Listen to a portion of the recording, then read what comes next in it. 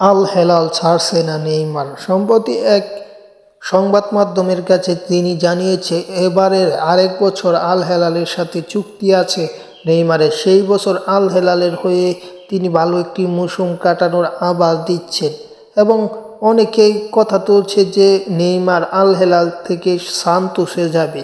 Neymar বলেছে, আমি সান্তোসে ঠিকই যাব, কিন্তু আল হেলালের এই এক বছরের চুক্তি শেষ হওয়ার পর যদি সান্তোস আমাকে নেয় তাহলে অবশ্যই আমি সান্তোসে যাব, কিন্তু এই এক বছরের যে চুক্তিটা আছে সেই চুক্তি শেষ হওয়ার আগে আমি আল হেলাল ছাড়ব না।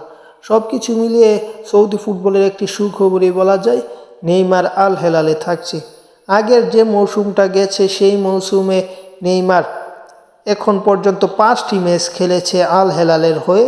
তারপর ইনজুরির কারণে মাঠ ছাড়তে হচ্ছে এবং কোপা আমেরিকায় তিনি ফিরতে পারেন কিংবা নাও ফিরতে পারেন, তা আগে থেকে এখনও বলা যায় না। দলে অবশ্যই তিনি আছেন। যাই হোক, খেলার আপডেট পেতে চ্যানেল সাবস্ক্রাইব করে রাখুন এবং বিশ্বের সকল আপডেট নিয়ে যান।